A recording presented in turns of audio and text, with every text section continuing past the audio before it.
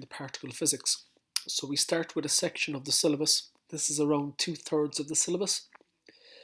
We have the first 7 sections of content there: conservation of energy and momentum in nuclear reactions, acceleration of protons, so on and so forth. Now, as part of the introduction, we're going to focus on something really specific, and it runs through the entirety of this section of the syllabus.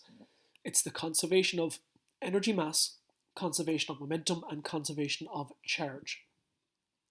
And we'll see that it applies to number 2 there, acceleration of protons. It applies to the Cockcroft-Walton experiment. If we jump down to number 4, it applies to circular accelerators or any particle accelerator. And if we jump down to number 7, it applies to pair production and pair annihilation. So the conservation of the 3 of these quantities, energy mass, momentum, and charge, is extremely important within the particle physics section. So we're going to start with that. All right. So I've named them already. What you need to do is you need to know how each of those is conserved in each of the situations that I previously mentioned. And I'll go through those situations again in a moment, but you need to know how they're conserved in each. The majority of today will be you researching to find the answers to the questions for each of those sections that I noted earlier. The questions will be in the video, so you'll have to pause the video, and the answers are in the textbook, as well as some of them being in the syllabus on the first slide. So you may have to move around a little bit and get the answers to those questions. And as you do it, you'll find that there are 3 things that pop up repeatedly. The first thing is particle physics is the reason for particle physics is it's a search for order within the universe's structure. In other words, the universe is made up of particles, and we want to see how those particles are related and how they behave. So we look at particles in particle physics, but when we're looking at how they're related and how they behave relative to each other, we deal with forces as well. And there's a model called the Standard Model that unites all of those. Now below that then, there are 2 things that will pop up very, very quickly, and that is the idea of a subatomic particle. The idea of the subatomic particle was used to explain the relationship between particles. And what I mean by subatomic particles, these are particles that are smaller or more fundamental than neutrons and protons. So they're actually smaller than the atomic particles that we've come across before. And the third thing then that I've mentioned is matter and antimatter. So particles and antiparticles.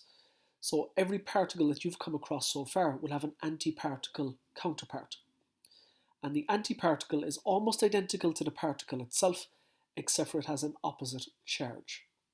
And these are things that will pop up that I suppose you just have to go along with for this video, but we'll get into more depth eventually. So let's start with the Cockcroft-Walton experiment. It's important for us anyway because Walton was Irish. That's why it's in the syllabus.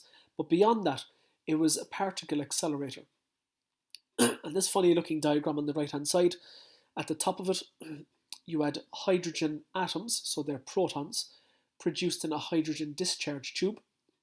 They were then injected into that big long evacuated tube beneath it, and they were accelerated with high voltage, hence the 400, 200 and 0 kilovolts. So as the protons were accelerated, they eventually hit a lithium target at a 45-degree angle at the bottom.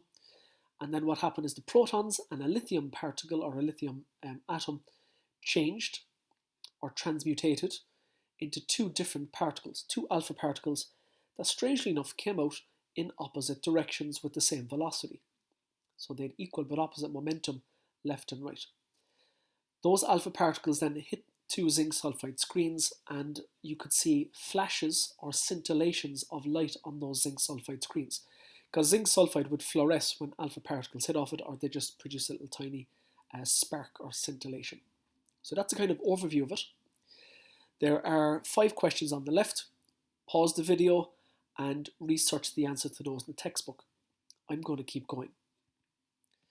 Okay, the Cockcroft-Walton experiment was the first particle accelerator.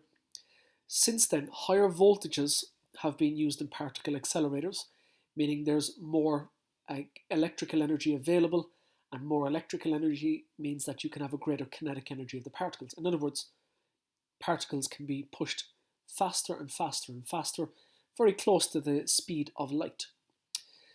Now, one of the limitations of the Cockcroft-Walton experiment is its length. So the longer the particle accelerator, the more times you can push it along with electrical energy. But rather than having an infinitely long linear particle accelerator, what physicists decided to do was, let's make them circular. So you can see there's a curve on that. Around it there are electromagnets. The electromagnets will make the particle travel around in a circular path because they're circular accelerators. And also you'll have an electrical potential or a voltage pushing the particles or making the particles accelerate at regular intervals. And if we look at that diagram on the right hand side, on the right hand side of the diagram, you'll see there's bending or focusing magnets. They allow the particles to move in a circular fashion. And what happens is you'll have a beam of particles travelling clockwise, a beam travelling anti-clockwise, and they'll be just flying or whizzing past each other without hitting each other. And you can use those magnets to adjust the circular path that the clockwise and the anti-clockwise beam are making, and eventually make those collide. And they collide in the white sleeve, I suppose, sections over the circular thing. There's 4 of them there with the little star. Those are where particle collisions take place. And then based on what happens in those collisions, physicists can analyse the outcoming particles and determine the structure of different types of matter. Okay, the last image then, look, this is the Fermilab accelerator. And you'll notice with this one and the one on the right, there are multiple circular accelerators. The reason for multiple circular accelerators is you use the small ones to get the particles up to a particular speed, then you inject it into the next largest one, get the particles up to the next largest speed, and rinse and repeat until you get to the largest particle accelerator and you can bump the velocity up to very, very close to the speed of light. Okay, so with particle accelerators then, there are your 3 questions. Pause the video again, find out the answers in a textbook. I'm going to keep going. Okay, the next one is pair production. And very simply, pair production is when a photon of light hits off a nucleus and then that energy is converted to mass. And it's converted to a pair of particles which are a particle and its antiparticle counterpart. So in this diagram here, we have the photon of light, which is the squiggly line. The energy that it has is given by hf, but you'll see that in that notation it's written as hv. V in that case is just the frequency of light. Then it hits the nucleus, and then from that we get an electron, which is minus E, and we get the anti-electron, which is referred to as a positron, plus E. And those guys come out with some sort of kinetic energy. So you guys answer the 2 questions, pause the video. I'm going to keep going still. Alright, pair annihilation. In this case, what you have is a particle and its antiparticle counterpart. So it could be an electron and a positron. It could be a proton and an antiproton. And what happens is the 2 of them come together, they collide, the mass is annihilated, so we get rid of it, and then all of that mass is converted to energy. And the type of energy that's created are photons of light, so light particles. And we can see from the diagram there in the center, you have E plus, which is the electron. You have a particle next to it. If you can just read the E minus in that, and actually I've misread those, the E plus is the positron, the E minus is the electron. And what happens is they come together, they annihilate each other, and we get 2 photons of light, which are called gamma in the diagram, produced in opposite directions to one another. Okay, that's a quick explanation. You might answer the questions, and I'm going to... The last one is beta decay, and this is what we're going to start with the next day. So beta decay, the one I'm referring to, is when a neutron decays into a proton and an electron.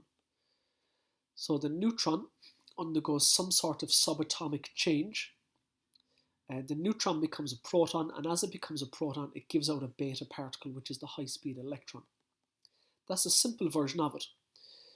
Now, it turned out that when physicists looked at this in the early 19th century, that some of the quantities weren't conserved. So energy mass and momentum weren't conserved. In other words, the energy mass before and after didn't add up. There was actually some energy mass missing afterwards. And likewise, there was some momentum missing afterwards as well. So physicists looked at this, and it was Wolfgang Pauli in particular made a suggestion. Now, it wasn't until 1956 that his suggestion was discovered by two physicists, Cohen and Rines, and we'll come across that the next day.